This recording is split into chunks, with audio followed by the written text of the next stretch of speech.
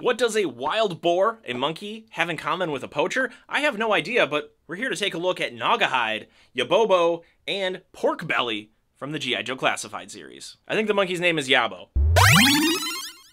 Gnawgahyde is a dreadnought, and that is a subteam within Cobra that is just absolute goofballs that I don't know how they all got together and started a biker gang. I love that this figure comes with two animals because one thing has been constant within the entirety of the G.I. Joe Classified series is that when it comes to the animals, they have done a near immaculate, flawless job. Is Gnawgahyde going to keep up that tradition? I think we need to open him up, see what it's about. So as I approach Gnawgahyde, I'm going to be looking at him in three separate parts. So we have the figure himself, we have the wild boar, and we also have the monkey. And we're going to see what differences there are between these figures. But first you can see all of the accessories that might have been hidden by the box. You have his rifle case right there. I think this is a reuse from Low Light because it looks very familiar. And I can already tell that there's some bending of these accessories, so I'm not going to wait anymore. I'm just going to pull them all out. We'll get access to the figures, and then we'll take a look at everything. Let's start with Gnawgahyde, because this is the figure that ties the whole package together. He is a very physically imposing character. There are a lot of details that tell you this guy, you gotta look out for. He is a poacher. Mostly his leopard vest, right? But other things like the anarchy tattoo on one of his shoulders, as well as this cobra tattoo around his left ear. There's also some other hints that this character has seen a lot, and that you wouldn't want to mess with him.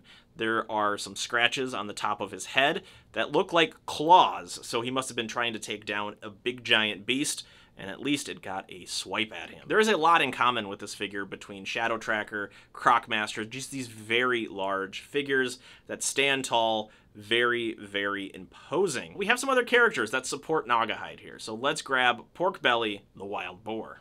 This figure right here, this is Pork Belly.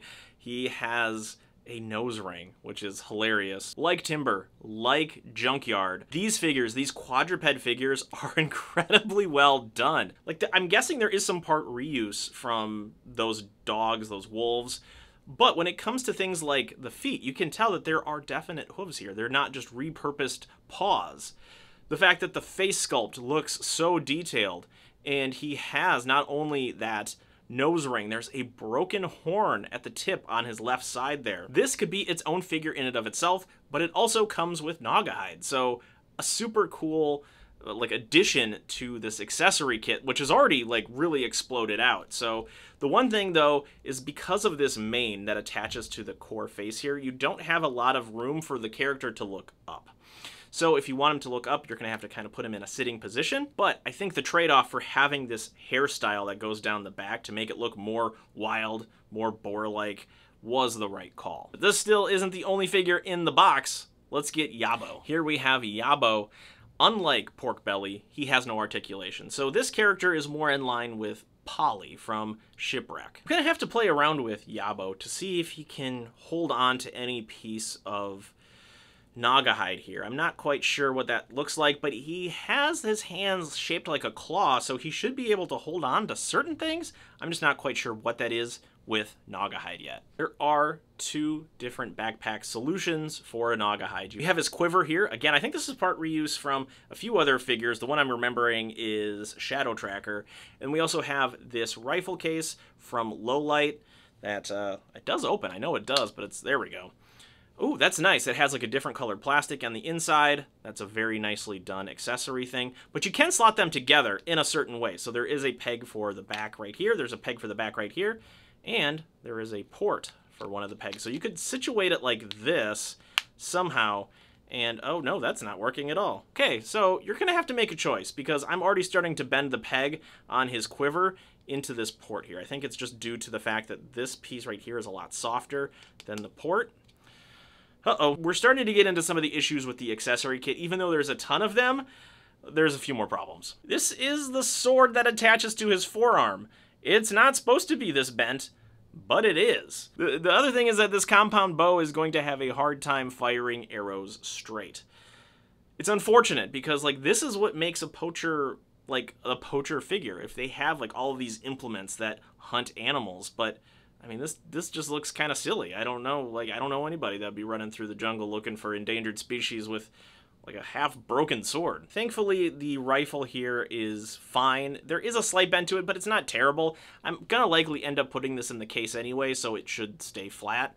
But overall, like, the accessory kit, you're gonna have a tough time. You're gonna probably be a little disappointed if they came out like mine, where they're bent, they're misshapen, and you can heat them up, you can flatten them out, but it's just one of those things that G.I. Joe Classified series just hasn't quite figured out yet. There are some accessories that did come out well, the hat being one of them. The arrow, too, is mostly straight. It's not perfect, but I'm not looking for perfect. I'm just looking for, like, close. This is really close. Not only that, but the fletching on it has just a touch of brown paint to make it interesting and stand out.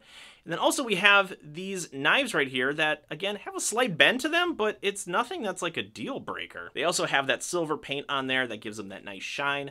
Nice sheen. And he has one sheath for a blade in the back of his vest there that's attached to his belt.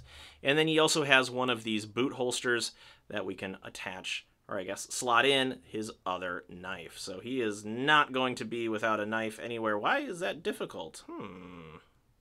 There we go. It is a little snug of a fit. So I'm wondering if that's going to get misshapen over time, but if we leave it in there, we'll never know the difference, right? In terms of the mechanics, the engineering of this figure, he has pinned elbows, pinned double-jointed elbows, which is interesting. I thought we would have gotten away from something like that by now, but here we are. I'm guessing it's a part reuse from one of the other figures, but they do have a really good range of motion, so I can't be too put off by that. We do have a little issue with the butterfly joints. They are there, but they just give a little wiggle, and considering I just opened Night Creeper, which had a great range of motion in the shoulders, a little disappointing here. And not only do we have a decent range of motion with the legs, the ankles also have a great range too that I haven't been able to replicate on some of the ninjas. He has that T-cut, so he has a great range of motion forward and back. While there is some hindrance with the vest, you can slightly adjust it, and it looks pretty natural. It doesn't like puff out. It looks pretty good. So there is movement here in this figure, which is great considering he has so many accessories with him. Not only do we have the double necklaces here, he's got these armbands, these bracers on his wrists, and a lot of just heavy metal features that we would associate with Dreadnoks, but oftentimes get in the way of movement. I don't necessarily see any sort of large hindrances here with Gnawgahyde. Now, we've touched on this weapon a little bit, but it is an interesting application. So there are some like straps that go around his arm. So we're going to try that out, see how that fits on our figure. This is mostly going to be on his right hand. I don't know if this is going to be a good thing for his left because he has this much larger studded leather guard. But on his right arm, it looks pretty good. It attaches fairly securely. It just looks kind of silly with it being so bent. But when you stand all the figures together, we have Yabo, Porkbelly, and Gnawgahyde, it looks like a cohesive unit.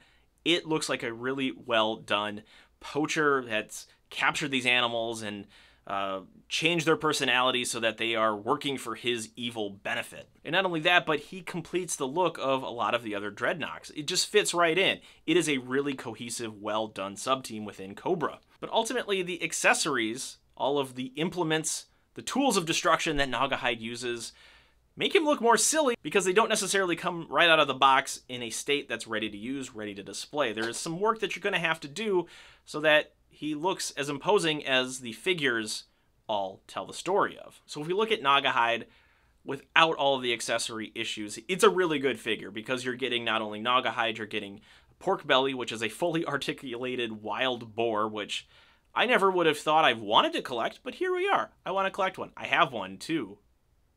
Dreams can come true. And we also have more of a statue, a figurine of a monkey that has an eye patch. Again, it really helps sell the stories of the Dreadnoks as well as Gnawgahyde and his evil schemes. So looking at him from that perspective, like, this is a really great figure, even though he has some more outdated mechanics and engineering with the double jointed elbows that have pins, same with the knees. There's a lot of range of movement. There is a lot of great decoration, all of this other stuff that can make up for some of those deficiencies.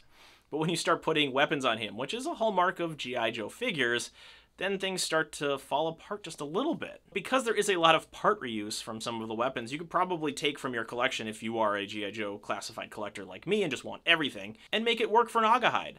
The only exception to that is the unique wrist blade that came out like it almost looked like a noodle, just how warped it was. I mean, you saw. And that you'd need to do some work to give him that signature weapon that you couldn't take from another figure. So a bit of a mixed bag on this one. The figures themselves absolutely knock it out of the park, but some of the supporting accessories just fall apart, and it's some well-tread issues that we've seen in the G.I. Joe classified world, but a little more pronounced. In the past, I've been able to chalk it up to, well, they were in one of those foot lockers that was jumbling around and probably wedged in between different pieces that was kind of weird. But now they're in a plastic bubble, which should hold them relatively secure, and that is definitely not the case here. But listen, if you want a fully articulated wild boar and a really cool, imposing Cobra figure that is part of the Dreadnoks, and you want to flesh out that team, like, you need to get this. But just know that the accessories are going to leave you wanting and probably pulling from other figures that you're not using. And if you want to get more information about G.I. Joe classified figures as I get them, be sure to follow along, hit that subscribe button, because I love G.I. Joe classified, and I just put the money down to get one of the HasLab Rattlers, so I need to start getting on reviewing the His Tank, which segues to the next stuff that I like to talk about. Action figure toys, blasters, pop culture, collectibles, things like that. Those are things that I will continue talking about in the future. And that's everything that I know about Gnawgahyde, Pork Belly, and Yabo. Thank you so much for watching. We'll see you next time.